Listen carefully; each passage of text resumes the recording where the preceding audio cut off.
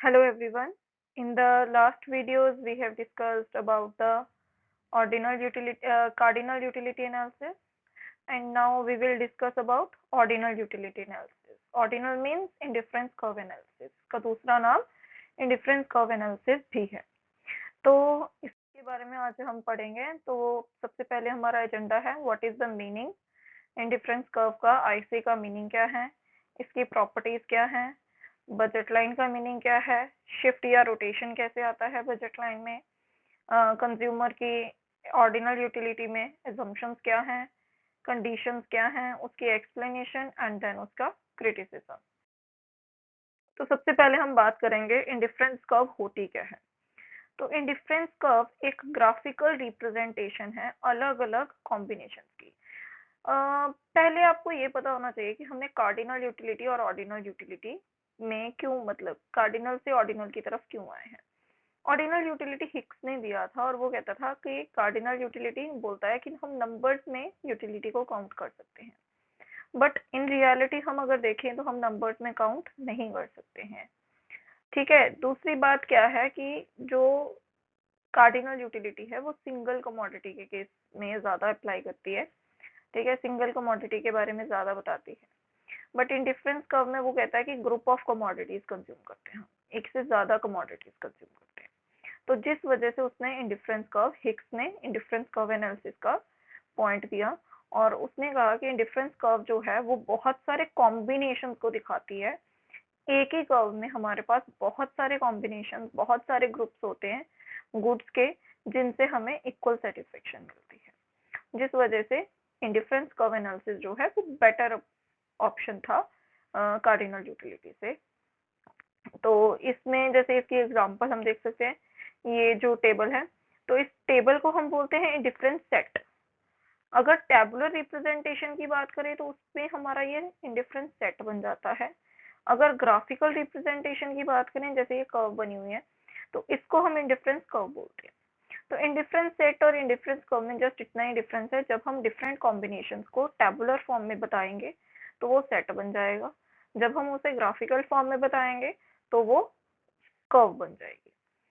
तो इसमें मान लो कि हमारे पास दो चीजें हैं, एक फूड है, एक क्लोथिंग है. मतलब फूड के लिए हम कॉम्बिनेशन ले रहे हैं और क्लोथिंग. जब हम फूड 1 ले रहे हैं, ठीक है, तो क्लोथिंग 12 ले रहे हैं.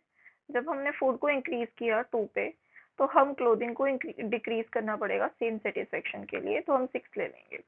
इसी तरीके से एक कॉम्बिनेशन है 3 और 4 का, एक कॉम्बिनेशन है 4 और 3 का. तो ये सारे हमें सेम सेटिस्फेक्शन प्रोवाइड कर रहे हैं अलग अलग तरीके से, क्योंकि इसमें देखो फूड इंक्रीज कर रहा है और क्लोथिंग डिक्रीज कर रही है. तो मतलब अगर हम फूड कम लेंगे और क्लोथिंग ज्यादा लेंगे तो भी हमें सेम सेटिस्फेक्शन मिलेगा, और अगर हम फूड ज्यादा लेंगे और क्लोथिंग कम लेंगे तो हमें सेम सेटिस्फेक्शन मिलेगा. तो इसको अगर हम डायग्राम में बनाएं तो ये एक तरीके से ऐसी सी शेप्ड कर्व बनती है. तो सी शेप कर्व का मतलब क्या होता है कि हमारी जो कर्व है वो कहाँ जा रही है, कन्वेक्स है, ओरिजिन से कन्वेक्स है. कन्वेक्स का मतलब क्या है कि इस पे जो लॉ है, law of diminishing marginal rate of substitution apply करता है. मतलब अगर हमारी कोई भी थोड़ा सा भी चेंज आएगा कंजम्पशन में, तो ये देखो आप गिव अप कितना कर रहे हो, इतना, ठीक है, और इंक्रीज कितना कर रहे हो, सिर्फ इतना.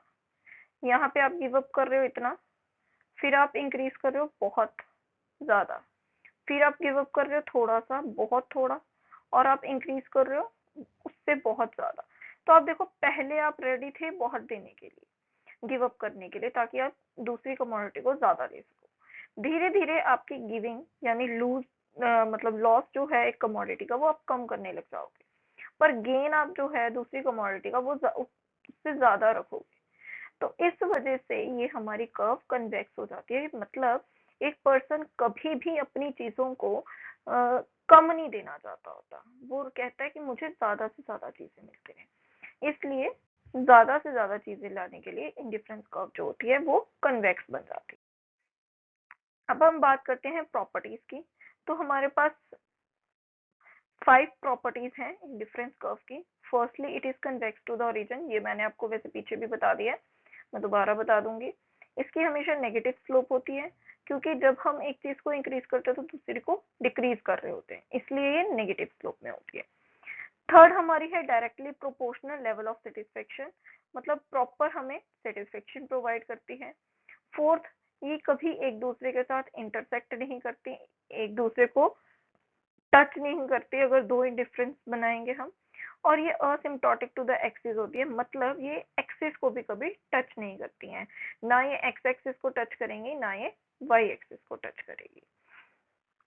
ठीक है, इसके अलावा हमारी होती है higher the indifference curve higher will be the satisfaction. जितनी ज्यादा हम ऊपर जाते जाएंगे इंडिफरेंस कर्व में उतनी ज्यादा हमें सेटिस्फेक्शन मिलती रहेगी।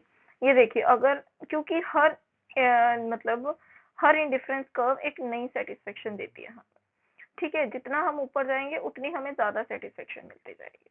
तो अगर हम बात करें कि यहाँ पे एक और कर्व बना दे, ठीक है, ये वाली, तो मान लो कि जो ये कॉम्बिनेशन है ये हमें 20 सेटिस्फेक्शन दे रहा है, और जो यहाँ पे कॉम्बिनेशन है ये हमें 10 सेटिस्फेक्शन दे रहा है। तो ये वाला पॉइंट हमें या तो 10 देगा या 20 देगा, बट इंटरसेक्शन की वजह से ये हमारा दोनों चीजें नहीं दे पाएगा।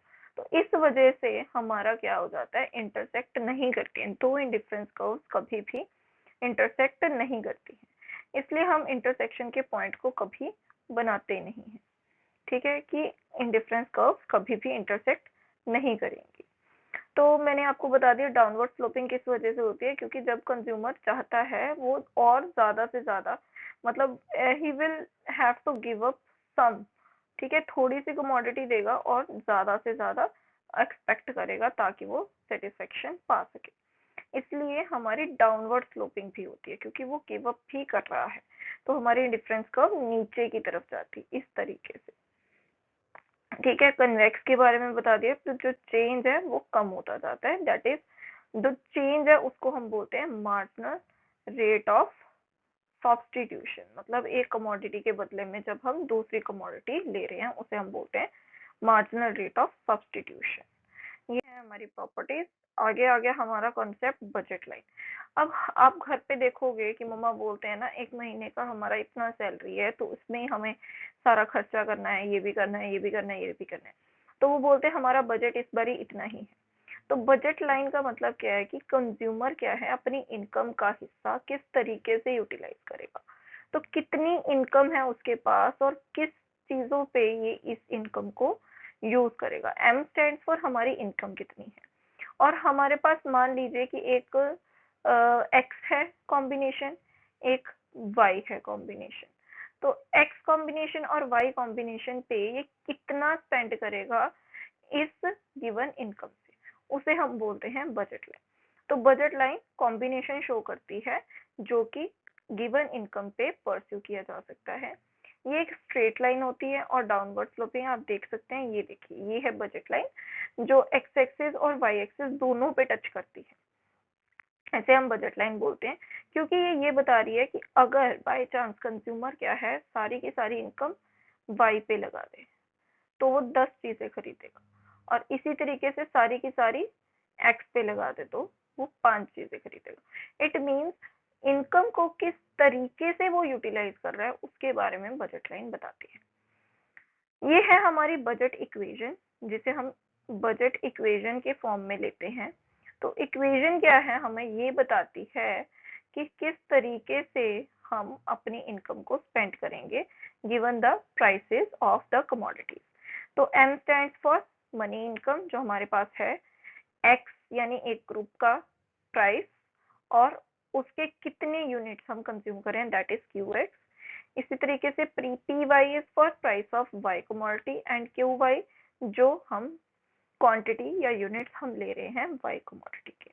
तो इन दोनों को प्लस करके टोटल मनी इनकम हमारी बननी चाहिए। जैसे आप टेबल में देखिए, जब हम बिस्किट जो है वो कुछ भी नहीं ले रहे हैं, जो 10 रुपी पर बिस्किट है और क्रीम बिस्किट, तो प्लेन बिस्किट हम 5 रुपी पर बिस्किट पे 10 ले रहे हैं, क्योंकि हमारी बजट लाइन यानी इनकम 50 रुपीज है, तो हम 50 रुपीज को पूरे का पूरा किस पे स्पेंड कर रहे हैं, प्लेन बिस्किट पे।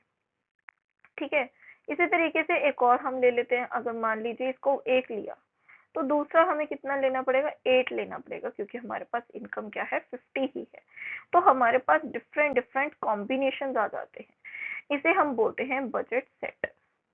ठीक है, जो टैबुलर रिप्रेजेंटेशन है उसे हम बोलेंगे बजट सेट। ठीक है, जो हमारी ग्राफिकल रिप्रेजेंटेशन है उसे हम बोलेंगे बजट लाइन, और जो हमारी इक्वेशन है इसे हम बोलेंगे बजट इक्वेशन। तो इस तरीके से हमारी 3 चीजें आती हैं। अगला आ गया, अगर बजट लाइन में चेंज आ जाए तो चेंज जो है वो 2 तरीके से आ सकता है। एक को हम बोलते हैं शिफ्ट, ये है हमारा शिफ्ट। दूसरे को हम बोलते हैं रोटेशन। ठीक है, एक है हमारा शिफ्ट, दूसरा है हमारा रोटेशन। तो शिफ्ट का मतलब क्या होता है, शिफ्ट कब आता है, जब हमारी इनकम में चेंज आता है या फिर दोनों के प्राइसेस में इकट्ठा चेंज आ रहा है, सेम डायरेक्शन में चेंज आ रहा है, उसे हम बोलेंगे शिफ्ट। तो जब हमारी इनकम बढ़ती है तो हमारी जो बजट लाइन है वो पैरेलल में आगे की तरफ शिफ्ट करती है। जब हमारी बजट लाइन कम हो जाती है वो पैरेलल में पीछे की तरफ शिफ्ट करती है। इसी तरीके से जब हमारे प्राइस जो हैं वो दोनों कमोडिटीज के इकट्ठे सेम प्रोपोर्शन में इंक्रीज करते हैं तो हमारी आगे की तरफ शिफ्ट करती है बजट लाइन, और जब दोनों के सेम प्रोपोर्शन में डिक्रीज करते हैं तो पीछे की तरफ। बट अगर प्राइस में हमारा चेंज आता है तो जरूरी नहीं है एक्स और वाई में सेम चेंज आए, तो सिर्फ एक्स में जब चेंज आता है इंक्रीज या डिक्रीज में, तो जब एक्स में इंक्रीज होगा तो हमारी बजट लाइन एक्स के प्राइस में इंक्रीज है तो हमारी बजट लाइन पीछे की तरफ शिफ्ट करेगी, क्योंकि हम एक्स की कमोडिटीज कम लेनी शुरू कर देंगे।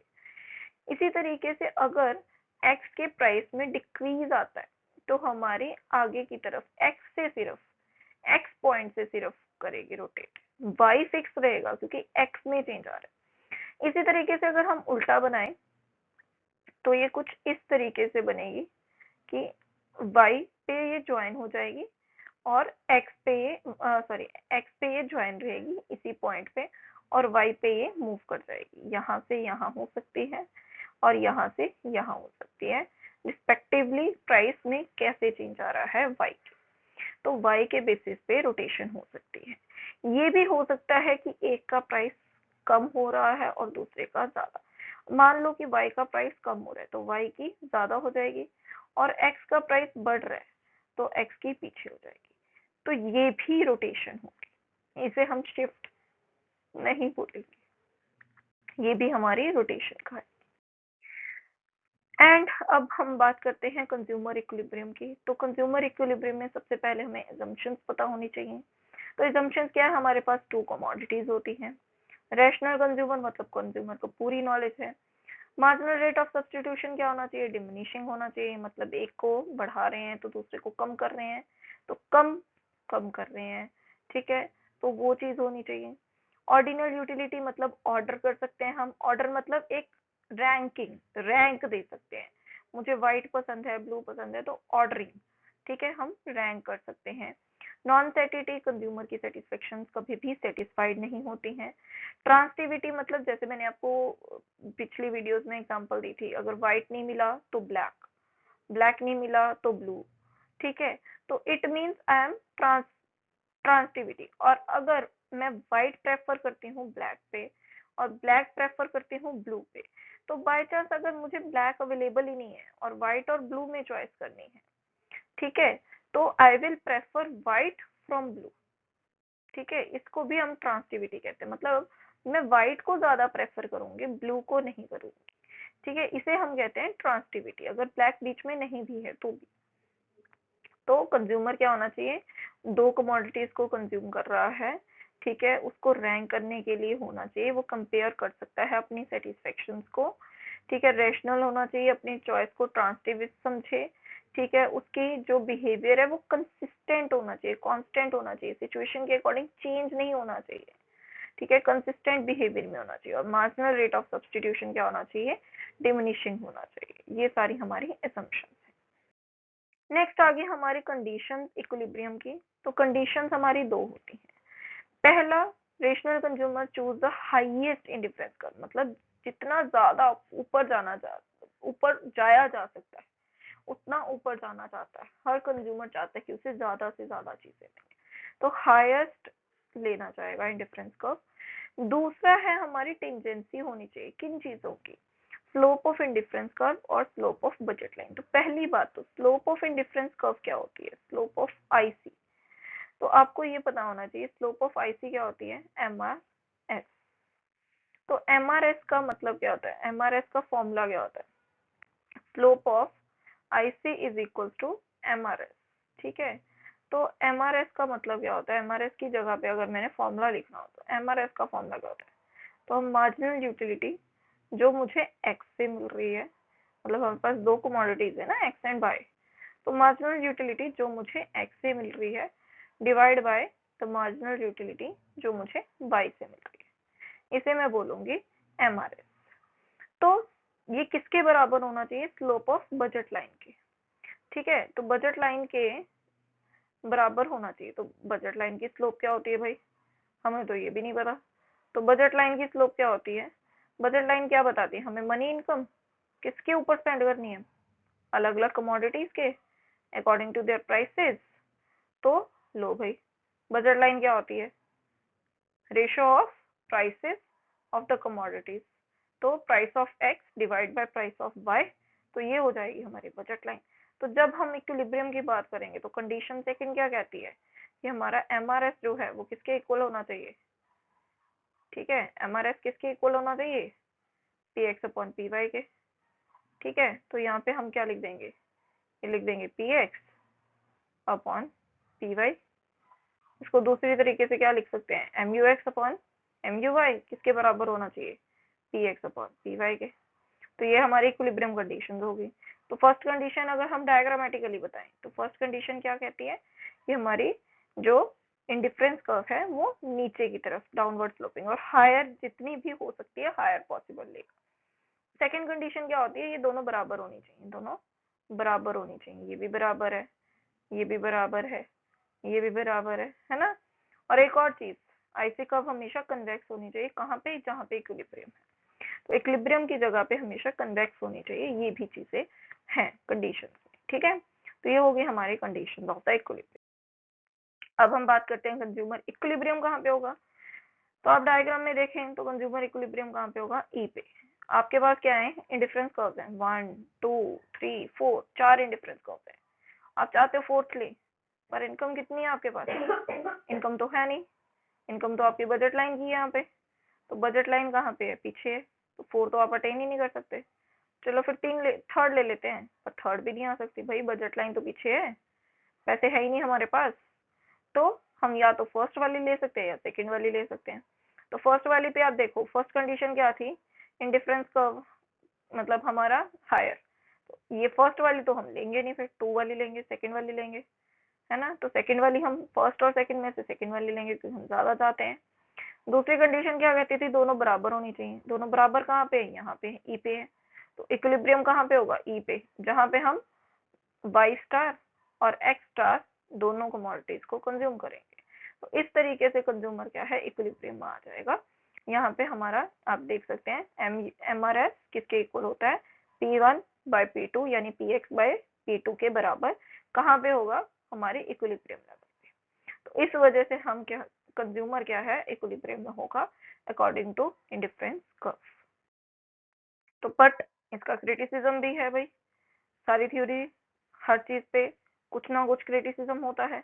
तो इसने कुछ अनरियलिस्टिक एजम्पशंस ली हैं। इसने कहा है कि नोवेलिटी नहीं है, कि नोवल मतलब प्रॉपर चीजें नहीं ली हैं, हमें बताया नहीं है, मॉरल थिंग्स नहीं ली हैं। इसने नॉन ट्रांसिटिविटी को इंक्लूड ही नहीं किया है कि ट्रांसिटिविटी अगर ना हो, हम अगर स्ट्रांग है कि मुझे तो ब्लू ही चाहिए, व्हाइट तो मेरे पास ऑलरेडी हो चुका है बहुत, अब मुझे ब्लू चाहिए, तो नहीं कर सकते, कंसिस्टेंट होना पड़ेगा। तो वो चीज इसने नहीं ली है। इसने रिस्की चॉइसेस में कंपेयर नहीं करना सिखाया हमें। ठीक है, कुछ एब्सर्ड कॉम्बिनेशंस भी हो सकते हैं, उनके बारे में नहीं बताया। ठीक है, हमें बिहेवियरिस्टिक एक्सप्लेनेशन दिया है सिर्फ, हर बंदे का बिहेवियर अलग हो सकता है, क्या पता उसे व्हाइट ब्लू में चाहिए ही नहीं, दोनों ही नहीं चाहिए फिर, तो हर का अलग हो सकता है। इसीलिए इसकी वीक ऑर्डरिंग है। वीक ऑर्डरिंग मतलब ये कहता है कि व्हाइट नहीं तो ब्लू, ब्लू नहीं तो ब्लैक, मतलब कुछ भी ले लो, हम तो कुछ भी रैंक कर सकते हैं। जरूरी थोड़ी है, क्या पता छोटे बच्चे की तरह आप बोल रहे हो नहीं मुझे तो यही टॉय चाहिए, मुझे तो यही टॉय चाहिए, तो वीक ऑर्डरिंग की जगह स्ट्रॉन्ग ऑर्डरिंग हो सकता है। तो इस तरीके से इसकी क्रिटिसिज्म किया गया है। तो ये था हमारा इंडिफरेंस कर्व एनालिसिस। तो आपको अच्छा लगा तो प्लीज लाइक कीजिए, शेयर कीजिए और इसे मेरे चैनल को सब्सक्राइब जरूर कीजिए एंड बेल आइकन दबाना मत भूलिएगा। Thank you so much. I मतलब try to make more attractive videos. मैं पूरी कोशिश करूंगी कि आपको कॉन्सेप्ट अच्छे से समझ आए। Thank you.